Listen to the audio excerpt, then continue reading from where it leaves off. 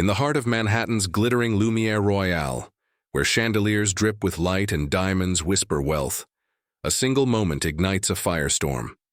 Nancy Ellis, her ebony skin radiant under cruel gazes, stands unbroken as a billionaire's voice thunders, "Who called my wife a thief?" A $15 sapphire ring, blazing like a captured sea, is placed on her finger, silencing a room of scorn. But how did a woman in a simple linen dress, mocked as a criminal, spark a reckoning that toppled an empire of arrogance? What drove her to face a gauntlet of racist taunts and viral shame? Stick with us to uncover a story of dignity that shook the world. Subscribe now for our latest videos and drop a comment. Where are you watching from? Will justice prevail or will cruelty win? Watch to find out. The air in Manhattan shimmered with ambition, its skyscrapers piercing the autumn sky like blades of glass and steel. At the heart of this urban cathedral stood Lumiere Royale, a palace of opulence where chandeliers dripped prisms of light and marble floors gleamed like mirrors. Its velvet-lined cases cradled jewels that whispered of power, of legacy, of untouchable wealth. At the center of the boutique, under a halo of spotlights, rested a sapphire ring, a 20-carat marvel, its deep blue heart flanked by flawless diamonds, valued at $15 million. It was more than a jewel.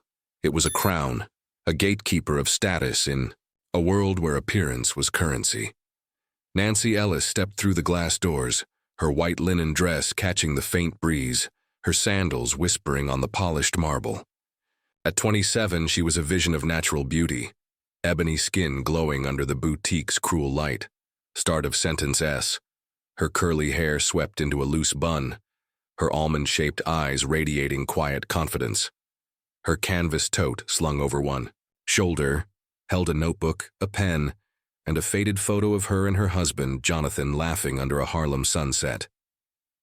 As a community educator running free literacy programs for underserved youth, Nancy's wealth, tied to Jonathan's tech empire, was a secret she wore lightly. Today, she had come to Lumiere Royale with a singular purpose: to buy the sapphire ring as a 5th anniversary gift, a testament to a promise forged in love. The boutique hummed with the soft strains of Vivaldi, punctuated by the murmurs of its elite clientele, women in Prada gowns, men in bespoke suits, their wrists heavy with gold. Nancy's presence sliced through their world like an unwelcome note. Eyes flicked toward her, sharp and appraising, lingering on her tote, her sandals, her skin. Behind the central display stood Amanda, a 30-year-old employee whose blonde hair was pinned in a severe updo, her black dress clinging to her frame like armor. Her smile was a thin veneer of disdain as she leaned toward a coworker, whispering loud enough to carry, "Watch her. People like her don't buy. They steal." Nancy's fingers brushed her tote, but her composure held. She approached the sapphire ring, its blue depths calling to her like a memory. 5 years ago, on a Harlem rooftop, Jonathan had slipped a cheap silver ring onto her finger, his voice trembling with promise. "One day I'll give you a sapphire to match your soul." That moment, bathed in the glow of their shared dreams, had fueled her resolve today. She wasn't here to prove her worth to this gilded cage. She was here to honor a vow. "Can I see the sapphire ring, please?" Nancy's voice was clear, warm, cutting through the boutique's hum. Amanda's gaze raked over her, lingering on the linen dress, the absence of designer labels. Her laugh was sharp, a blade that drew stares. "That's a showcase piece," she said, loud enough to turn heads. "Reserved for clients of a certain standing, not for window shoppers." The words hung heavy, laced with venom, and the room shifted. A woman in a fur-trimmed coat smirked, muttering, "She must think this is a flea market." Nancy's heart quickened, but her eyes remained steady. "I understand," she said softly. "I'd still like to see it. I can afford it." Amanda's smile tightened, her voice dripping with mockery. "Afford it? Do you even know it's $15 million, or are you just here for the air conditioning?" The boutique's hum grew quieter, the Vivaldi fading under the weight of their stares. "Andrew," a 35-year-old financier with a bullish frame, and a Rolex glinting on his wrist, stepped closer, his laughter booming. "Wrong place, sweetheart," he said, his eyes raking her skin. "You're from the wrong side of town. Check her bag. She's probably casing the joint." The accusation landed like a whip, and the crowd leaned in, phones slipping from pockets. Andrew pulled out his iPhone, snapping a photo of Nancy standing by the display, her tote clutched tightly. Within seconds, it was on Instagram, captioned, "Wrong place, wrong color," the likes piling up like stones. A group of clients led by Andrew gathered near the display, their diamond earrings flashing as they dissected her. "Look at her dress," a woman sneered, her voice carrying. "Did she wander in from a thrift store?" Another tossed a coin at Nancy's feet, smirking. "For your subway fare home," she said, and the laughter swelled, a chorus of cruelty. Nancy's hands tightened on her tote, the photo of her and Jonathan pressing against her palm. She saw their faces again. Jonathan's grin, her laughter, the Harlem sky ablaze. That memory anchored her, a lifeline in this sea of scorn.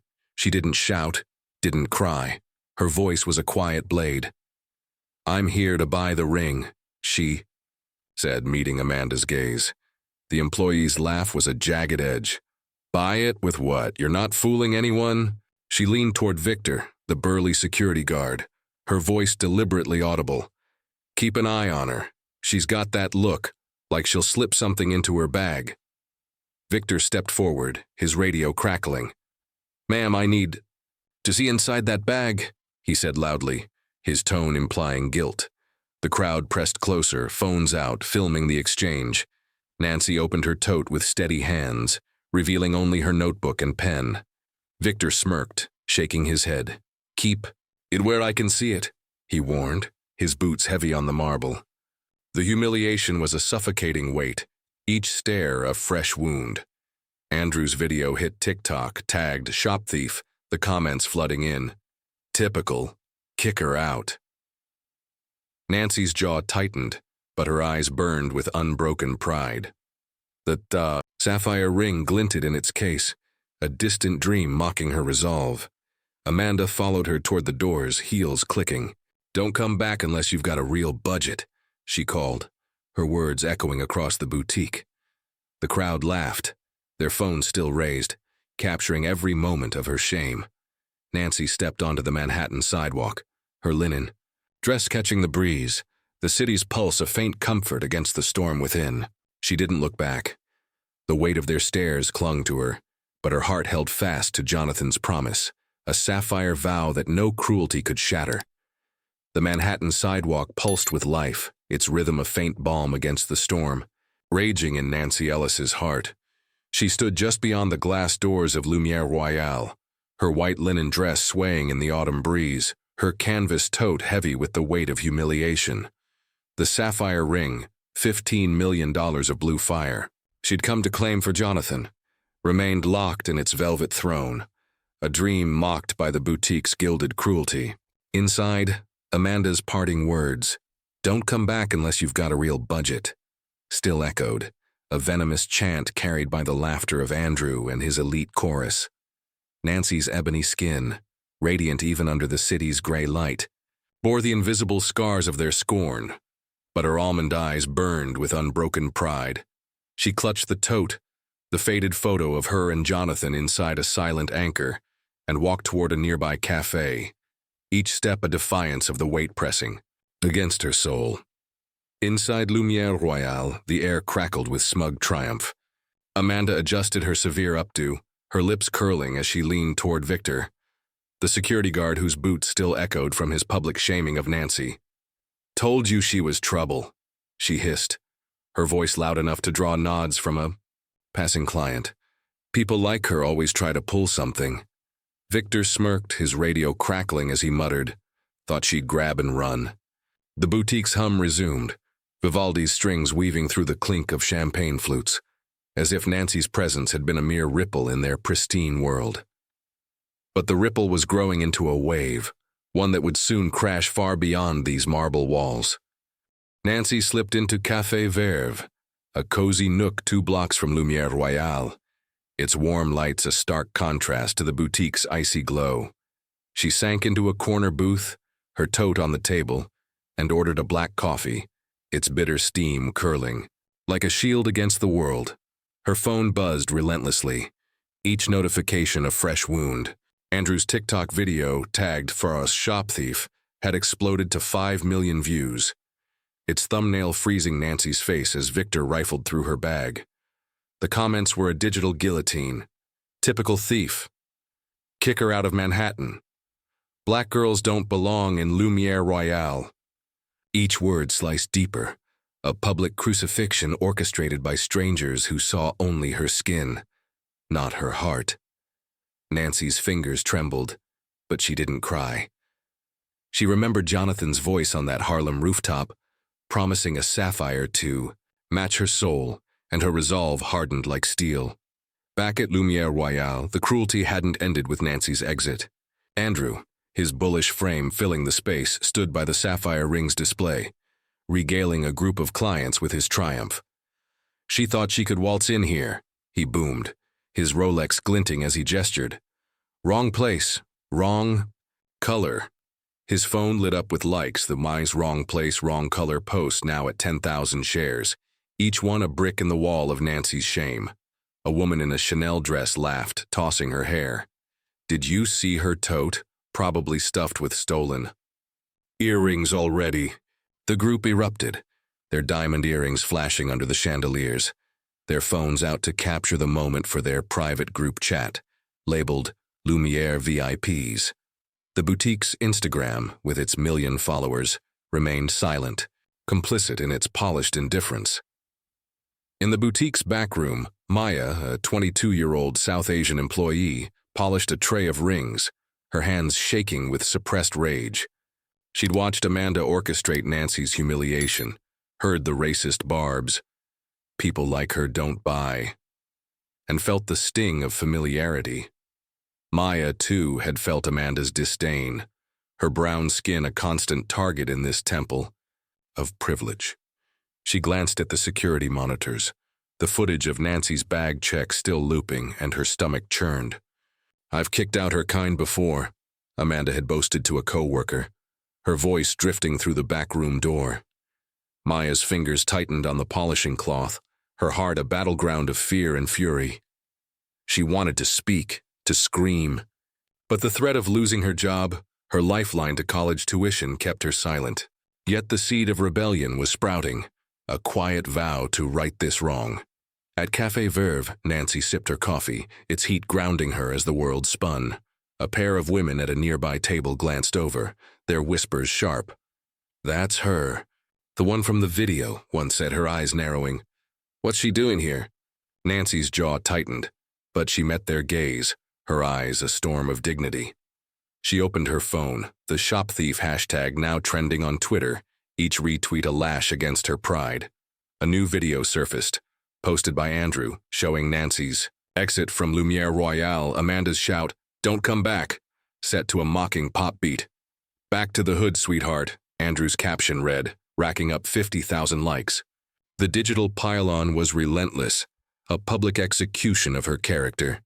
Nancy's hand hovered over her phone, then dialed Jonathan. "They wouldn't show me the ring," she said, her voice soft but steady. "I'm okay. Just let me know when you're here." The cafe's warmth couldn't shield her from the chill of those words. People like her. They echoed the taunts of her childhood, when kids mocked her skin, her dreams, her fire. But Nancy had risen, building literacy programs that lit up young lives. Her wealth with Jonathan a quiet truth she didn't flaunt. The sapphire ring wasn't just a gift. It was a symbol of their journey, of a love that defied every barrier. She closed her eyes, seeing Jonathan's grin under that Harlem sunset, his cheap silver ring a promise that still burned bright. Memory was a lifeline, pulling her through the tempest of shame. Back at Lumiere Royale, Amanda returned to her post, smirking as she rearranged a tray of diamonds. "Can you believe her nerve?" she said to a co-worker, tossing her head. Thinking she could shop here. The boutique's clients moved on, their laughter fading, but the damage was done.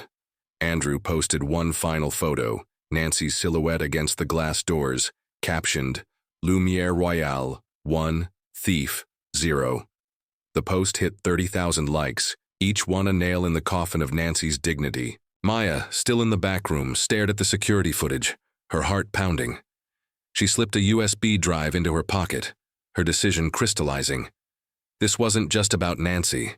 It was about every soul crushed by this place's cruelty. Nancy set her coffee down, her eyes fixed on the Manhattan skyline. The city's pulse was her own, a reminder that she was more than their labels. She didn't know that Maya's quiet rebellion was stirring, that a wave was building beyond these walls. But she felt the sapphire's call, its blue fire a mirror of her unbreakable spirit. As she rose, her tote in hand, the world's scorn felt lighter. She was Nancy Ellis, and no boutique could dim her light. The Manhattan skyline loomed beyond Café Verve's windows, its steel spires indifferent to the tempest churning in Nancy Ellis's heart. She sat in the corner booth, her white linen dress a quiet rebellion against the world's scorn, her canvas tote a shield on the table. The bitter steam of her coffee curled upward, but it couldn't warm the chill left by Lumiere Royale's cruelty. The shop thief video, now at 8 million views, pulsed on her phone, each comment, Thief, go back to the hood, a dagger in her pride. Nancy's ebony skin, radiant even in the cafe's dim glow, bore the weight of 1,000 stares. But her almond eyes held a fire that refused to dim. She was more than their labels, more than the racist taunts of Amanda and Andrew. She was Nancy Ellis, a beacon for her community, and no boutique could extinguish her light. The cafe's hum was pierced by whispers from a nearby table. 2 women glancing at Nancy, their phones glowing with Andrew's TikTok. That's her, one hissed, her voice sharp as glass. The one who tried to steal at Lumiere Royale. Nancy's jaw tightened, but she met their gaze, her eyes a storm of dignity that silenced their smirks. She scrolled through the comments, each one a lash. Black girls don't belong in luxury. She's a disgrace. The digital mob, fueled by Trina wrong place, wrong color, had turned her into a caricature, a thief in sandals whose only crime was her skin. Yet Nancy didn't flinch. She remembered the Harlem rooftop, Jonathan's silver ring, his promise of a sapphire to match her soul. That memory was her anchor, a vow stronger than any viral hate. Across the city, in a cramped Harlem classroom, Talia, a 15-year-old black student in Nancy's literacy program, stared at her phone, her heart pounding with fury. The Bayou shop thief video had reached her school, its venom spreading like wildfire. Talia's braids swung as she stood, her voice fierce. Miss Nancy's no thief, she's our hero. Her classmates nodded, their eyes bright with loyalty. Nancy had taught them to read, to dream, to stand tall against a world that tried to shrink them. Talia rallied her friends, her hands flying as she planned a school fundraiser. We're gonna show the world who Miss Nancy is, she declared, taping signs that read, We love Nancy to the walls. By dusk, they gathered in the school courtyard, singing a freedom song, their voices rising over Harlem's pulse. Talia filmed it, posting to YouTube with the title, Nancy Taught Us Pride. The hashtag, Justice for Nancy, sparking like a flare in the digital dark. Back at Lumiere Royale, the boutique's chandeliers cast their prisms, oblivious to the storm brewing within its walls. Maya, the 22-year-old South Asian employee, moved through the back room, her polishing cloth forgotten as she stared at the security monitors. The footage of Nancy's humiliation, Victor's bag check, Amanda's sneers looped endlessly, a silent indictment of the boutique's cruelty. Maya's brown skin had felt Amanda's disdain too, her heritage a constant target in this marble temple. I've kicked out her kind before, Amanda had boasted, her words a poison that festered in Maya's heart. The memory of Nancy's steady eyes, her quiet defiance gnawed at Maya's conscience. She couldn't stay silent anymore. Her job, her tuition, her future hung in the balance, but Nancy's dignity demanded more. Maya glanced at the clock, 11 p.m., the boutique, nearly empty. Her hands trembled as she slipped into the security office, the hum of servers her only companion. The footage was there, raw and unedited, capturing Amanda's racist barbs and Andrew's coin toss. Maya's breath caught as she plugged in a USB drive, her heart a drumbeat of fear and resolve. "This is for Nancy," she whispered, her voice barely audible as the files copied. She sent the footage to a gossip blog, her fingers hovering over the send button before pressing it with a surge of courage. The email vanished into the ether, a spark that would soon ignite a firestorm. Maya slipped the USB into her pocket, her rebellion a quiet echo of Nancy's strength. At Café Verve, Nancy's phone buzzed with a new notification, but she ignored it, her eyes fixed on the Manhattan skyline. The city's pulse was her own, a reminder of the lives she'd touched, the dreams she'd nurtured. She thought of Talia, her star student, whose poetry lit up their classroom. She didn't know that Talia's video was climbing to 100,000 views. Its Justice for Nancy hashtag gaining traction, a beacon cutting through the digital storm. Nor did she know that Maya's footage was moments from hitting the internet, a truth that would shift the narrative. But she felt a shift, a subtle tide turning in her favor. Nancy dialed Jonathan, her voice a lifeline in the chaos. "They wouldn't show me the ring," she said, her tone soft but unyielding. "I'm okay, just let me know when you're here." His response was a low growl, the kind that silenced boardrooms. "I'm coming now," he said, and the line went silent. Nancy set her phone down, her coffee cold, and rose from the booth. The women at the nearby table stared, but she didn't falter. Her linen dress caught the cafe's warm light, her tote a symbol of her truth. The shop thief video still burned, its 8 million views a public crucifixion, but Nancy's heart was a fortress. She stepped onto the sidewalk, the Manhattan air crisp against her skin, and walked toward the unknown, her spirit as radiant as the sapphire she'd come to claim. In Harlem, Talia's fundraiser grew, students chanting Nancy's name, their signs a kaleidoscope of hope. The YouTube video hit 200,000 views, comments flooding in. "Nancy's our queen. Justice for Nancy."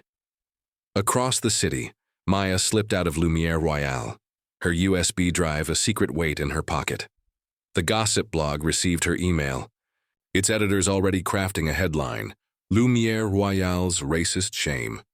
The storm was breaking, its first drops falling in the digital ether. But Nancy walked on, unaware of the tide rising to meet her. She was a flame in Manhattan's gray dusk, her dignity a force no cruelty could extinguish. The Manhattan dusk painted the city in shades of fire and shadow, its pulse thrumming through the streets where Nancy Ellis stood, her white linen dress a beacon against the gathering night. Her canvas tote hung heavy with the weight of a day's scorn, but her almond eyes burned with a resolve forged in the crucible of Lumiere Royale's cruelty. The Crosser shop thief video, now at 10 million views, still seared her phone, its racist venom, thief, wrong color, a relentless assault on her dignity. Yet Nancy's heart held fast to a promise, a sapphire vow from a Harlem rooftop where Jonathan's love had crowned her soul. She waited near Café Verve, the city's hum a faint echo of the storm breaking within her, unaware that justice was barreling toward her like a Rolls-Royce through the twilight. Inside Lumiere Royale, the boutique's chandeliers cast their prisms, a glittering mask over the rot within. Amanda, her blonde updo as severe as her disdain, stood behind the sapphire ring's display, its $15 million blue heart glinting like a taunt. She laughed with a co-worker, her voice sharp. "That girl thought she could play us," she said, tossing her head. "Her kind never learns." Andrew, the bullish financier, lounged nearby, his Rolex flashing as he scrolled through his phone, basking in the 50,000 likes on his latest "wrong place, wrong color" post. The boutique's clients, draped in Chanel and Cartier, moved through the marble halls, their whispers a hymn to privilege. But the air was shifting, a tremor beneath the Vivaldi strings, as if the walls sensed the reckoning to come. A low growl cut through the Manhattan dusk, a Rolls-Royce Phantom, black as midnight. Gliding to a stop before Lumiere Royale's glass doors, the crowd parted, heads turning as Jonathan Ellis, 32, stepped out, his tall frame clad in a tailored black suit, his dark eyes a storm of controlled fury. Nancy stood beside him, her linen dress radiant under the streetlights, her beauty a quiet defiance of the boutique's scorn. Jonathan's hand brushed hers, a silent vow, and they entered together, the doors swinging wide like the gates of judgment. The boutique fell silent, the Vivaldi strings faltering as every eye locked onto the couple. Amanda's smile froze, her hands gripping the counter. Andrew's phone slipped, his bravado crumbling under Jonathan's gaze, a force that could silence empires. "Who called my wife a thief?" Jonathan's voice was a blade, low and lethal, slicing through the boutique's gilded air. The words hung heavy, each syllable a hammer striking the room's arrogance. Nancy stood tall, her eyes locked on the sapphire ring, its blue fire a mirror of her spirit. Amanda stammered, her veneer cracking. "Sir, there was a misunderstanding," she began, but Jonathan cut her off, his gaze pinning her like a specimen. "You mocked her. You searched her bag, you let them film it." He gestured to Andrew, whose bulk seemed to shrink, his eyes darting for an exit. The clients whispered, phones poised, sensing a spectacle greater than their cruelty had wrought. Andrew, desperate to reclaim his swagger, stepped forward, his chest puffed out. "She didn't belong here," he snarled, his voice loud but unsteady. "Look at her, wrong place, wrong color." The room gasped, the racist barb a spark in a powder keg. Jonathan's eyes narrowed, his voice a quiet thunder. "You're not fit to breathe her air." The words landed like a blow, and Andrew flinched, his Rolex glinting uselessly. "You tossed a coin at her feet," Jonathan continued, his tone icy. "You filmed her shame. Now you'll face yours." He nodded to the security guard, Victor, who hesitated before stepping toward Andrew. "Time to leave," Victor said, his voice flat, and Andrew's face reddened as the crowd turned, their phones now aimed at him. Jonathan turned to the sapphire ring, its case a velvet altar under the spotlights. "Show me the ring," he said to Amanda, his tone brooking no refusal. Her hands shook as she unlocked the case, the sapphire trembling in her grasp. Jonathan took it, its blue heart catching the light like a captured sea, and turned to Nancy. He slipped the ring onto her finger, his touch a vow renewed.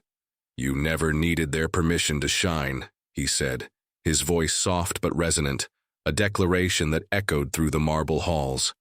Nancy's eyes glistened, not with tears, but with triumph, her ebony skin radiant as the sapphire crowned her hand. The room was a tomb, the client's whispers silenced, Amanda's arrogance shattered like glass. Jonathan pulled out his phone, his fingers swift as he initiated a $15 million transfer. The boutique's system pinged, the transaction complete, and a collective gasp rose from the crowd. Amanda's face drained of color, her dreams of commissions and status dissolving. Jonathan turned to Mr. Laurent, the boutique's manager, who had emerged from the back room, his face a mask of panic. "She's fired," Jonathan said, nodding at Amanda. "And you'll answer for this." Mr. Laurent nodded, his voice lost as Amanda's heels clicked in retreat, her updo unraveling like her future. Beyond the boutique's walls, the storm broke wide open. Maya's leaked footage, sent to a gossip blog, hit the internet like a meteor.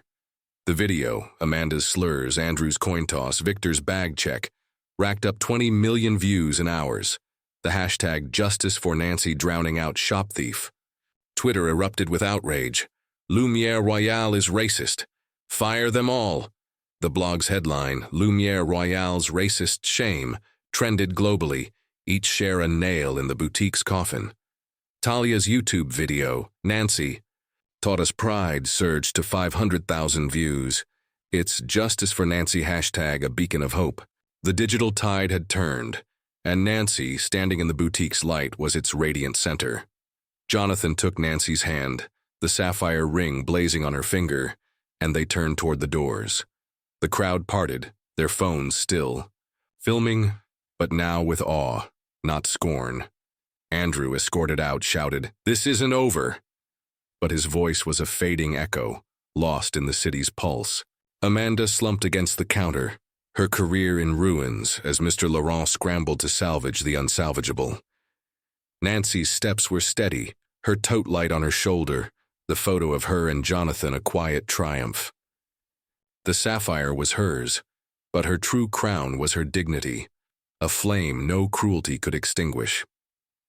Manhattan's skyline glowed under the dawn of a new day, its steel spires catching the first light as if bowing to the unyielding spirit of Nancy Ellis. She stood on a stage in Harlem's heart, her navy linen dress a quiet testament to her journey, the sapphire ring on her finger blazing like a captured sea.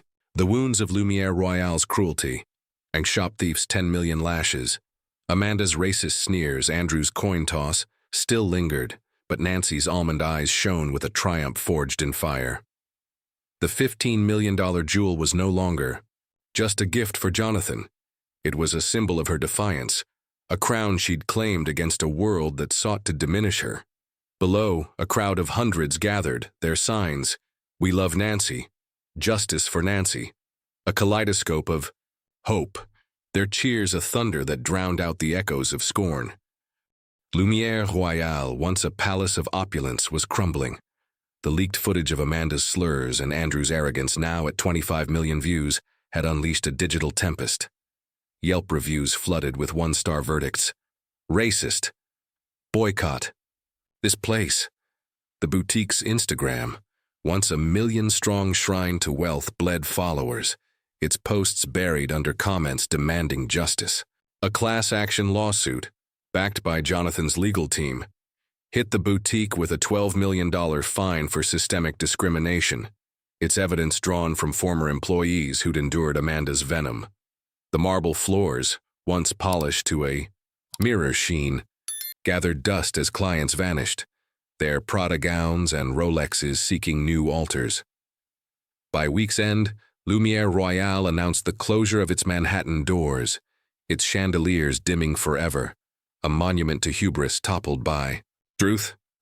Nancy's voice rose above the Harlem crowd, a clarion call that silenced the morning's hum. "No one should feel small for their skin or their dreams," she declared, her words a tide lifting the oppressed. She announced the Dignity Fund, seeded with $15 million from the sapphire ring's value, to empower women of color facing workplace discrimination. The crowd roared, cameras flashing as Nancy's vision took flight. The ring itself, no longer on her finger, was donated to a Harlem museum, its blue heart displayed under glass, a beacon of resilience inscribed with her words. "Dignity is our birthright." The User Dignity Fund hashtag surged, trending globally, each share a testament to her legacy, a spark igniting hope across continents. In the shadows of the crowd stood Claire, the 28-year-old journalist who'd once laughed with Andrew, her diamond, earrings glinting as she'd mocked Nancy's tote. The viral footage had shattered her illusions, exposing the cruelty she'd enabled. Haunted by guilt, Claire had posted a tearful apology video, her voice breaking as she confessed, "I judged her for her skin, her dress. I was wrong." The video, raw and unpolished, hit 2 million views, its Justice for Nancy hashtag a bridge to redemption. Today, Claire stepped forward, joining the Dignity Fund's first event, her hands trembling as she approached Nancy. "You showed me how to be better," she said, her eyes wet with sincerity. Nancy's smile was warm, a quiet absolution, and the crowd cheered, their unity a rebuke to Lumiere Royale's division. Beyond the stage, the ripples of Nancy's triumph spread. Amanda, stripped of her modeling contracts, vanished from Manhattan's elite circles, her updo a forgotten relic of her arrogance. Andrew, fired from his finance firm, faced a second lawsuit for past workplace discrimination, his Rolex pawned to cover legal fees. His wrong place, wrong color posts were deleted, but screenshots haunted him, each share a reminder of his fall. Maya, the South Asian employee whose USB drive had sparked the firestorm, found new courage, enrolling in a journalism program to amplify silenced voices. Talia's fundraiser, now a citywide movement, raised $50,000 for Nancy's programs. Her YouTube video at 1 million views, a testament to the youth Nancy had inspired. Nancy stepped down from the stage, Jonathan at her side, his hand a steady anchor. Letters poured in from women across the globe, teachers, nurses, artists, sharing stories of discrimination overcome, each one a thread in the tapestry of her legacy. A young girl in the crowd, clutching a "We Love Nancy" sign, ran forward, her braids bouncing. "You're my hero," she said, and Nancy knelt, her eyes glistening. "You're mine," she replied, her voice a vow to lift every soul crushed by prejudice. The Harlem morning swelled with possibility, its pulse a song of resilience, as Nancy's light burned brighter than any sapphire. Lumière Royale's doors closed that day, its marble halls silent, its chandeliers dark. The boutique's name, once synonymous with wealth, became a cautionary tale, its downfall a footnote to Nancy's ascent. The Dignity Fund grew, training women, funding lawsuits, rewriting futures. Nancy walked through Harlem, her tote light, the photo of her and Jonathan a quiet triumph. She was no longer just a woman in a linen dress. She was a movement, a flame that no cruelty could extinguish, her legacy etched in the hearts of those she'd lifted. Manhattan's skyline stood witness, its spires saluting a queen whose dignity had changed the world. As Nancy Ellis's sapphire shines in a Harlem museum, her legacy burns bright, a testament to dignity unbroken by cruelty. Her story isn't just hers. It's a call to stand tall, to fight for justice, to rise above hate. What did Nancy's journey spark in you? Drop your thoughts in the comments, share how her courage moved you, and tell us where you're watching from. Your voice matters, just as hers did.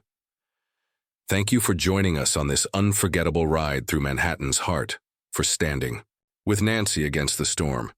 Subscribe and hit the bell. We'll meet again with more stories that light up the world. Until then, keep shining, keep fighting, keep believing in dignity.